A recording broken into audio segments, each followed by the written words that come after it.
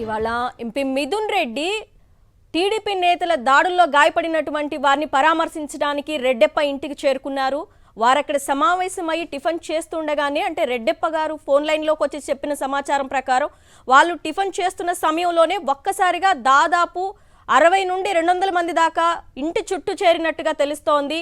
ఒక్కసారిగా రాళ్ల దాడి చేసినట్లుగా తెలుస్తోంది. అక్కడ ఉన్నటువంటి పోలీసులు వాళ్ళని తరిమేసే ప్రయత్నం కూడా చేయలేదు. ఒక చోద్యం చూస్తున్నట్లుగానే అక్కడ కనిపించింది. కనీసం ప్రొటెక్షన్ కూడా ఇవ్వలేదు. మిథున్ రెడ్డి అక్కడికి వచ్చారు, మేమున్నామంటూ భరోసా కల్పించే ప్రయత్నం చేసినా కూడా టీడీపీ నేతలు ఒక బీహార్ గ్యాంగ్ వచ్చి పడినట్టుగా పడ్డారు. మొత్తం మనకి అక్కడ విజువల్స్ లో కూడా కనిపిస్తోంది. పెద్ద పెద్ద కర్రలు, చైర్లు, రాళ్ల దాడి చేస్తున్న దృశ్యాలు అక్కడ ఉన్నటువంటి స్థానికుల్ని భయభ్రాంతులకు గురి చేస్తున్నాయి. అంటే ఈ ఘటన ద్వారా వైఎస్ఆర్సీపీ నేతలు, కార్యకర్తలకి ఒక భయాందోళనకు గురి చేసే ప్రయత్నం చేస్తున్నారు. టీడీపీ నేతలు ఒక రెడ్ బుక్ రాజ్యాంగాన్ని అమలు చేస్తున్నారని చాలా క్లియర్ గా తెలిసిపోతోంది. ఒక్కసారిగా 200 మంది వచ్చినప్పుడు పోలీసులు వాళ్ళని చెదరగొట్టే ప్రయత్నం చేయాలి, వారిపై లాఠీ చార్జ్ చేయాలి.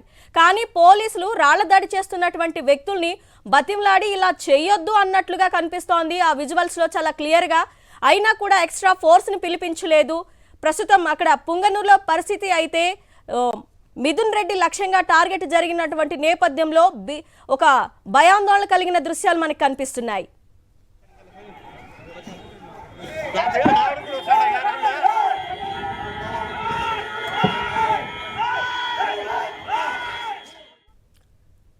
కూటమి గెలిచి టీడీపీ అధికారంలోకి వచ్చిన దగ్గర నుంచి రెడ్ బుక్ రాజ్యాంగం అమలు నడుస్తోంది. లా అండ్ ఆర్డర్ అదుపు తప్పింది, గాడిలో లేదు. వైఎస్ఆర్సీపీ నేతలపై, కార్యకర్తలపై దాడులు జరిగినా వాళ్ళు వెళ్ళి కంప్లైంట్ చేసినా ఎప్పుడూ పోలీసులు పట్టించుకున్నటువంటి పరిస్థితి కనిపిస్తోంది. టీడీపీ ఓవరాల్ దాడులపై అప్డేట్స్ మా ప్రతినిధి రవీందర్ అందిస్తారు. రవీందర్,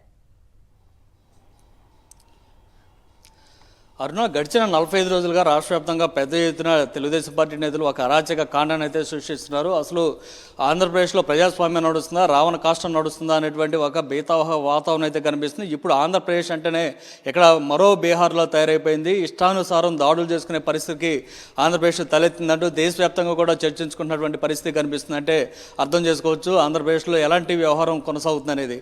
మనం చూస్తున్నాం, గడిచిన 45 రోజులుగానే వైఎస్ఆర్ కాంగ్రెస్ పార్టీ కేంద్ర కార్యాలయాన్ని ధ్వంసం చేసినప్పటి నుంచి కూడా వరుస వెంబడి వైఎస్ఆర్ కాంగ్రెస్ పార్టీకి సంబంధించి కార్యకర్తలు కానీ, నాయకులు కానీ ప్రతి ఒక్కరిని టార్గెట్ చేసుకుని పెద్ద ఎత్తున విధ్వంసానికి పాల్పడుతున్నారు. ఇప్పటివరకు రాష్ట్ర వ్యాప్తంగా వైఎస్ఆర్ కాంగ్రెస్ పార్టీకి సంబంధించి దాదాపు 31 మందిని అత్యంత దారుణంగానే హతమార్చారంటే పరిస్థితి ఎట్లా ఉందో అర్థం చేసుకోవచ్చు. అది కాకుండా 150 పైగా అత్యయత్నం కేసులు కూడా నమోదైన పరిస్థితులు.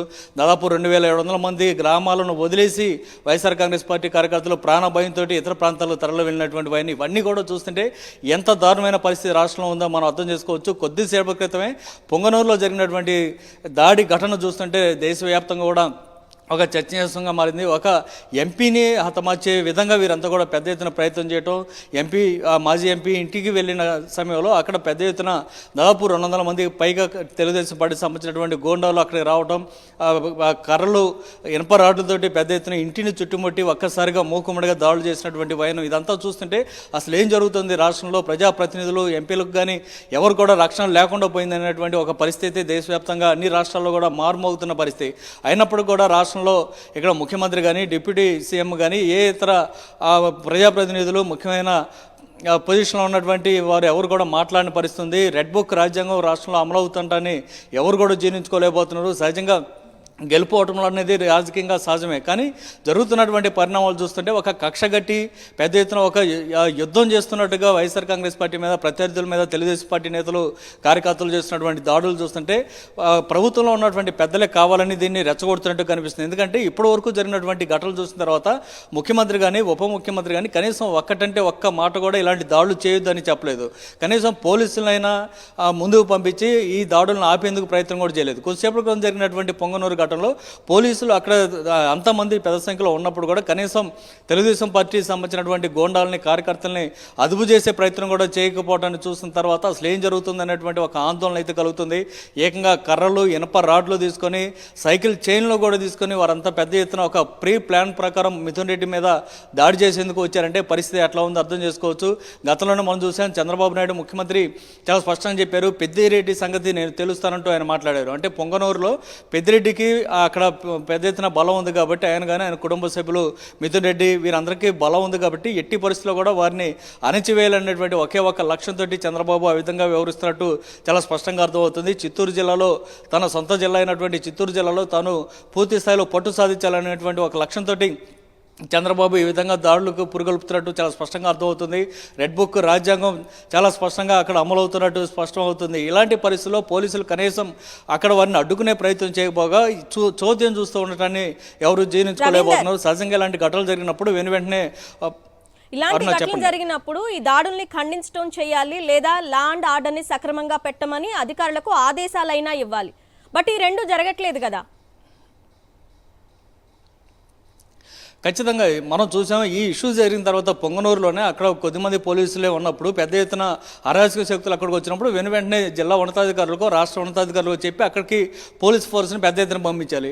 ఈ లోపు సమాచారం కూడా ఇక్కడ హోంమంత్రి కానీ సీఎంఓ కానీ సమాచారం ఉంటుంది కాబట్టి ఇక్కడి నుంచైనా ఫాలోఅప్ చేసి వెంటనే అక్కడ లా అండ్ ఆర్డర్ని అమల్లోకి తీసుకొచ్చేందుకు అదుపులో తెచ్చేందుకు ప్రయత్నం చేయాలి. కానీ అటు జిల్లా ఉన్నతాధికారులు పట్టించుకోలేదు, ఇక్కడ ముఖ్యమంత్రి స్థాయిలో సీఎంఓ అధికారులు కానీ ఏ ఒక్కరు కూడా పట్టించుకోవట్లేదంటే వీరందరి సపోర్టు ఉందనేది చాలా స్పష్టంగా అర్థమవుతుంది. ఈ సపోర్టు ఉందన్న కారణంతో తెలుగుదేశం పార్టీకి సంబంధించినటువంటి గోండాలు పెద్ద ఎత్తున రెచ్చిపోతున్నారు రాష్ట్ర వ్యాప్తంగా. ఇప్పుడు పొంగనూరులో ఈ ఘటన చూసాం. రాత్రి అయితే అత్యంత దారుణంగా పల్నాడు జిల్లా వెనుకొండలో రషీద్ అనేటువంటి వైఎస్ఆర్ కాంగ్రెస్ పార్టీ కార్యకర్తను అత్యంత దారుణంగా నడి రోడ్డు మీద దాడి చేసి చేతులు నరికేసి అతను హతమార్చినటువంటి వైనం చూసిన తర్వాత ఇంత భీతావహ వాతావరణం ఆంధ్రప్రదేశ్లో కొనసాగుతుంటాన్ని ప్రజాస్వామ్యవాదులు ఎవరు కూడా జీర్ణించుకోలేకపోతున్న పరిస్థితి కనిపిస్తుంది. ఇలాంటి ఘటనలు వరుస వెంబడి గడిచిన 45 రోజులుగా నిన్న ఇవాళ ఏదో జరిగిన ఘటన కాదు, గడిచిన 45 రోజులుగా వర్షం వెంబడి జరుగుతున్నప్పుడు కూడా ఏ ఒక్క పోలీస్ అధికారి కూడా పట్టించుకోకపోతున్నటువంటి వైనం ఒకవైపు అయితే, మరోవైపు ఇటు పాలకుల వైపు నుంచి కూడా ఎవరు పట్టించుకోవట్లేదు. అటు ప్రభుత్వం అంతే ఉంది, పార్టీకి సంబంధించి కనీసం ఖండన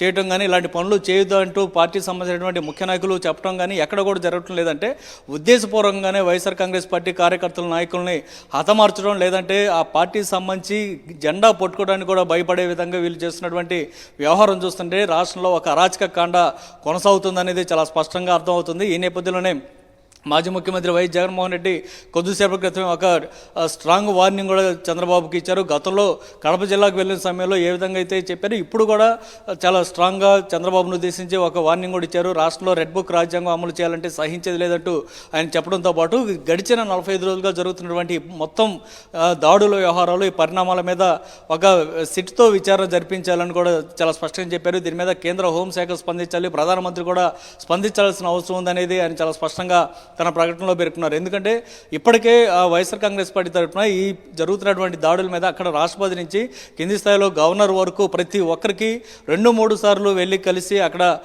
జరుగుతున్నటువంటి పరిణామాల గురించి ఫిర్యాదులు అందించారు. మధ్యలో ప్రధానమంత్రిని కలిశారు, హోంమంత్రిని కలిసి ఫిర్యాదు చేసిన పరిస్థితులు ఉన్నాయి.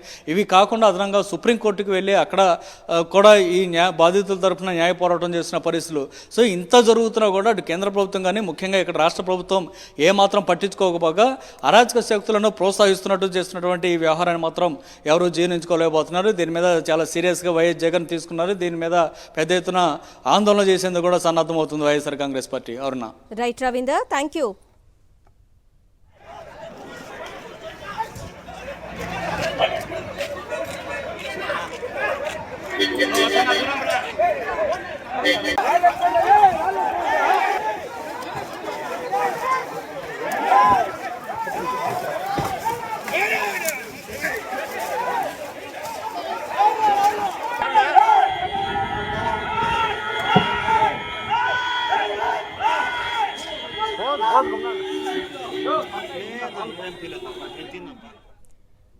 పుంగనూరు, చిత్తూరు జిల్లా పుంగనూరులో జరిగినటువంటి దాడి దృశ్యాలు మనకి విజువల్స్లో చాలా క్లియర్గా కనిపిస్తున్నాయి.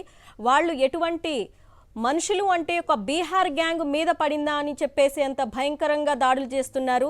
ఇక టీడీపీ అధికారంలోకి వచ్చిన దగ్గర నుంచి పగలు రాత్రి తేడా లేకుండా హత్యాయత్నాలు, దాడులు జరుగుతూనే ఉన్నాయి.